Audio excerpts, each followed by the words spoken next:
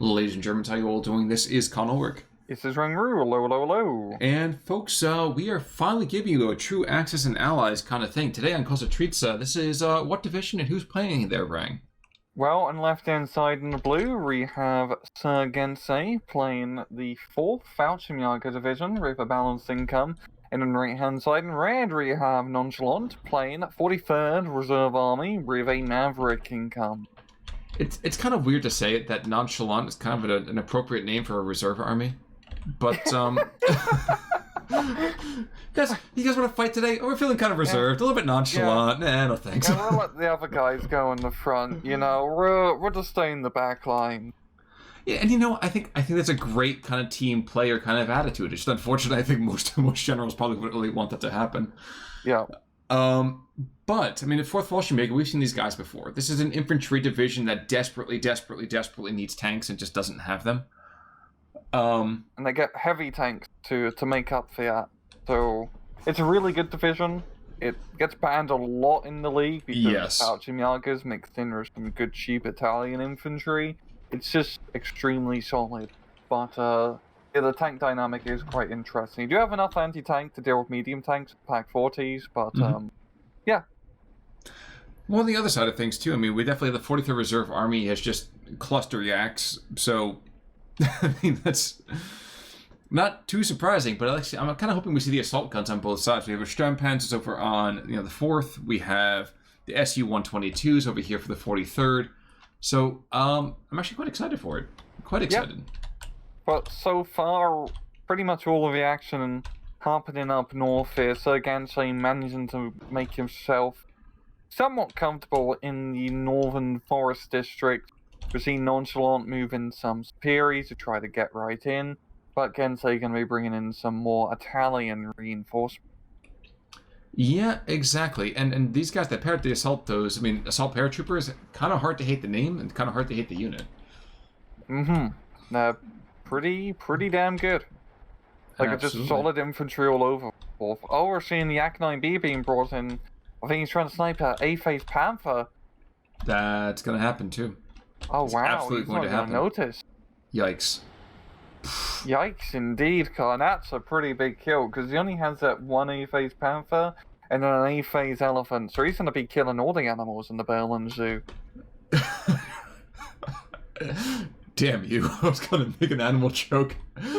Oh, man. Anyway, folks. It's all we're good for, guys. You don't come here for the analysis, you come here for the puns. Exactly. In the meantime, I mean, on the other side of things, Panther Strike takes out a half track, but it's hardly the same kind of trade that you're looking for here. And indeed, as we get closer and closer, we have Pat the Assaltos like we go. I mean, these are the Italian Automachikis. Yeah. They are that terrifying too, honestly. Yeah, and honestly, even more terrifying because I have an even better SMG of that 50-meter extra range, which I also believe means that the accuracy buffs quite a bit because that's 65. It's like, high accuracy at 150 meters. When they come down to 100 meters, it's even more bloody accurate. Trying to explain math, but it's too late to be explaining math. What do you mean to say it's too late? He's already passed his exams, folks, so we're looking at another academic man there. So I understand, I get how that is. But you're right, I mean, the M38 over here ends up kind of getting a bit of a bad rap historically, but at the same time, this thing is brutally good. It's brutally good. Yep, it's like, the Italians, when they can actually make good small arms. Yeah, which is... Just not machine guns. Don't ask about their machine guns. Leave it to the Germans. The sub-machine guns, yes. Please, yes. They were just seeing the superior push into the town here. I do quite like it, but the AB-43 is going to catch him out in the open. Oh, he managed to jump right on in. And this could be proved to be deadly, but Gensei is going to just barely hold on, it seems, just enough fire support. You say he's going to hold on. He's holding the flag only by the skin of his teeth. I don't know if that's really going to be holding on. I think that because the PTRS, when it rotates over, the AB is going to go down. Yeah. So. Yeah, it's literally 2 guys in the town. Okay, and the 5 guys with the armored car. And no burgers and no fries. No fries. No, this costs extra. And there you go. Gensei does get the town. So 1311, surprisingly enough, most of those buildings are still standing. Not until, never mind, the Soviets are bombing their own dudes again. But, you know, a lot of that stuff is actually kind of surprised by just the intense artillery fire here. Yeah, it's just trying to rout out, and he does kill the Brun Panzerschreck, but we are seeing Fallschirmjager mortars being brought in. I say Panzer mortars, but there's not much Panzer within those mortars, but they do have a radio, which is kind of Panzery, so it's going to prove to be quite beneficial, having those correct shot bonuses. True. By the same time, the Pair de Assaltos and the Gustatori paratroopers who have just died over there bravely, penetrating kind of deeply and getting cut off rather immediately by between half-tracks and Superiors, yeah, that particular push is going to be dead pretty quickly. Yeah, it kind of overextended a lot, but yeah. And Nonchalant are just bringing in the half-track fire support now is going to have enough to keep Gensei from poking his head about forest too much. But this is looking pretty good here for Nonchalant. He is gaining a decent amount of momentum up north. Just look at the rest of the map. They've seen Gensei push a little bit in the center, and down south it is all crying. Apart from a little bit of long-range shelling. You know, you're saying it's all perfect for one side, but let's be fair, it still is 14-10 in favor of Gensei. Yeah. I guess the big thing here, one, is the HE-111 is going to... Did he get the bombs off? I don't think he got the bombs off. No, it's recon. Oh, wow, yeah. Yeah. I'm sorry, I see HE. I see HE, and initially my thought is, okay, let's do this. He's going to stagger away. It doesn't really help that there's still bombs on the unit card. Stupid iconography. But he gets away. I'm trying to figure out whose position actually I do like with this, because we talk about this constantly. If you're running a Maverick deck, you've got to be able to make some initial gains, and while there are gains, they're just not where it counts. Yeah, Nonchalant, I mean, with Maverick, you need to be getting a +1 tick pretty much throughout the entirety of A and B phase, or at least a +2 preferably. So he needs to really just commit his forces very aggressively somewhere, preferably up north or in the center, if he actually wants to make the most out of his division. But Gensei can make that quite costly for him, because of course Italian and German paratroopers are pretty tough customers. They certainly are, especially when backed up by mortar rounds, and those guys are not stopping anytime soon. I do love this little para-assault behind the front lines. Unfortunately, it's again like 3 dudes, just kind of turfing it. So not really good for holding a lot of territory, but they're causing a little bit of mischief. That they can definitely do something.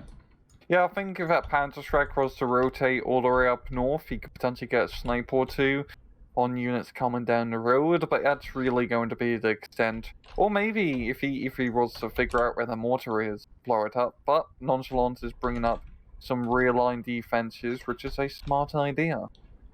It absolutely is. It absolutely is. And folks, we're getting close to the end of that first phase. Again, phase A.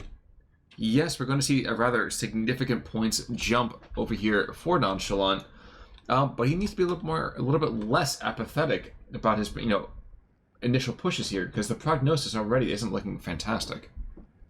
Yeah, we're seeing a pretty good reinforcement setup here from Gensei, all his infantry being brought in, and the Russian baseline infantry are decent, but they don't really hold their own compared to the Italian, German paratroopers. In B phase, we do start seeing the Strafaniki officers, which are pretty bloody nutty in their firepower.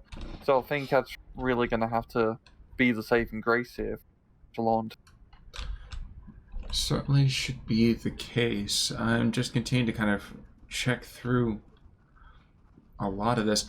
IS-2s couldn't hurt, but that's just going to be heavy for no reason, I kind of feel like. Yeah.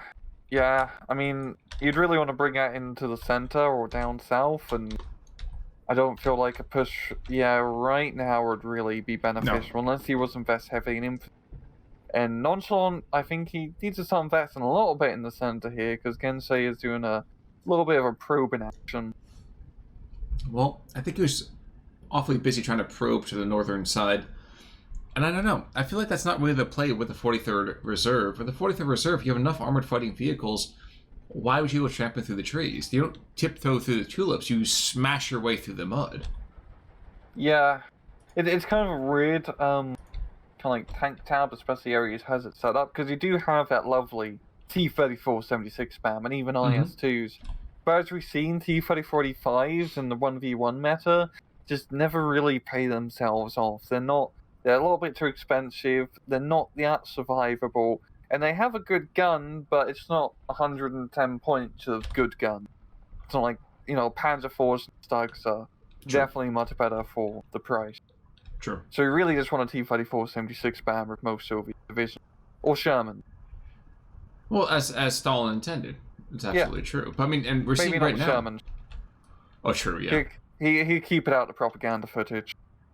P-Shrek's actually rotating around like you said. Might be able to get a sneaky little pick-off or two. And yeah, it's going to be Autostrafniki, big deal. I think that's what he's going to be in position for. But other than that, I mean, the flags continue to drop blue. And while the Italians and Fallschirmjagers are taking losses, they're not enough to really kind of halt the progress that's being made. Yeah, I think it's going to come down to these Strafniki officers being brought on in, because that's a pretty good shock force. Same time, Gensei has a lot of infantry in the forest, and this is really beneficial to him, because these infantry fights work really well. He doesn't have to worry about... He doesn't need heavy tanks in the forest. He doesn't buy them. He doesn't worry about anti-tank at all, really. It's just bring in the excellent infantry to do that excellent job. True. It's absolutely accurate here. Ooh. That braided 20 mil. Okay. So the Autostrafniki was picked up. There's another superior squad being brought on in, so... I would have said the right call here for the Panzerschreck is to sprint back into the forest, but unfortunately he didn't quite get the memo on that one. Nope. And we're seeing a little bit of a skirmish in the center here. SU-122 providing a bit of fire support, but it has a Panther A, and the Panther A is pretty indiscriminate in armored vehicles in range. And Gensei just has a pretty good force in the center to actually rapture it completely. Nonchalant has been so focused up north, he still hasn't got really any major infantry into the central town. No, he's leaning very heavily on the SG-43s. I don't know if that's going to be enough, though. Nope. One shows Parakaducci's... I completely butchered that. I apologize, speak Italian. Get close to his machine gun positions. There's not going to be much machine gun left. No, absolutely not. But the Parakaducci's... See, I wanted to make sure I was there with you on that one. We're in it together, Khan. Well, yeah, and you know what? We're like the Fallschirmjagers. We're meant to be surrounded. Ooh, wait, what's this? Some of the Paradis Assaltos to the north are getting kind of cut off. We're losing some troops here and there. It feels like Crete all over again. But the Russians I don't know the Russians are really making the most efficient use of this. Maybe you can kind of help me. We are seeing a PTRS rotate all the way here, but the Russians really aren't moving towards high-value points. They're taking territory, but not really where it matters. Yeah, this is the problem of pushing the forest area on this map. The flags are pretty much spaced out like a V, so the actual 50-60% line, there's no flags to really take advantage of. You have to do a very big rupture into the enemy line to actually start picking off those important points. But that's very hard to do due to how supply lines work, and you don't have a direct road. You have to go down into the northern town and then back up north. Yeah, it's not the best area, especially for Maverick division to push. It'd be much more cost efficient if he was maybe pushing in the center, or heck, trying to skirmish a bit down south, try to use those support guns to his advantage. In the meantime, the mortars are dropping rounds a little bit too far, as the Russians are starting to kind of a little bit closer here. Is it perfect for them? No. Not by any stretch of the imagination. But there is one brave Tanko Thessaloniki, which have absolutely obliterated one paratrooper squad moving in towards them. I get the feeling that if this particular Russian push is pushed back, the Nonchalant's going to be in a very, very dangerous position. Yeah, this is a pretty big investment in infantry here for Nonchalant, and it is making good progress. I feel like the few armored vehicles here may be enough to provide fire support to keep us down, and now, of course, Fallschirmjagers in very good defensive positions.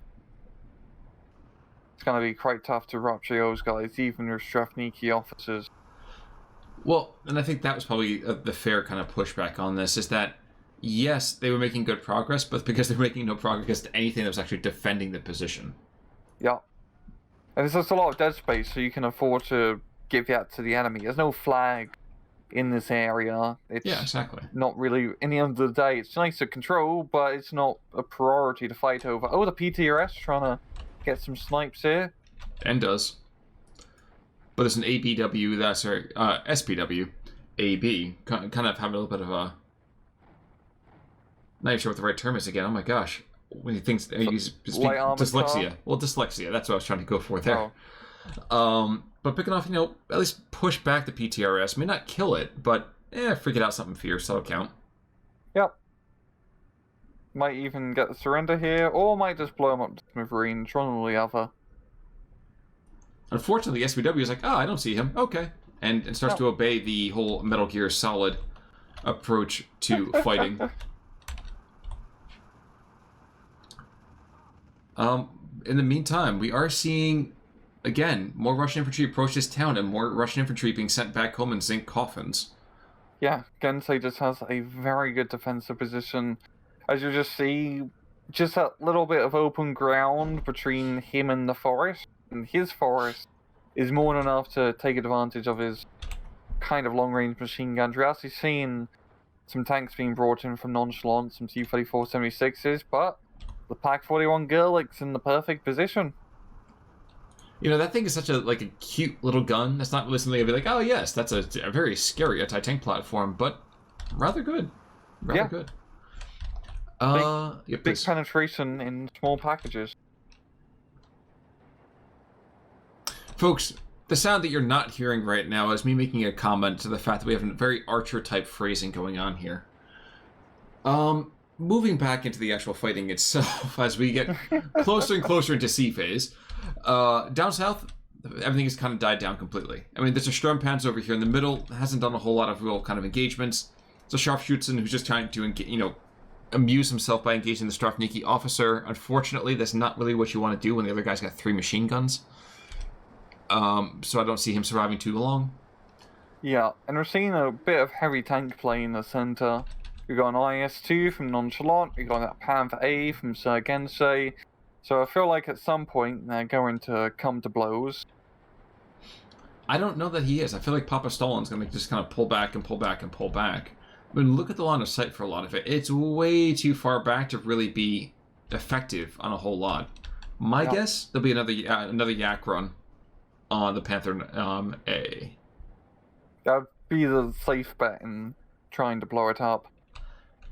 At the same time, though, there's an awful lot of 37 mils in the field, and there's not the artillery to counter batter the anti-air platforms. So I'm not really sure what the plan is.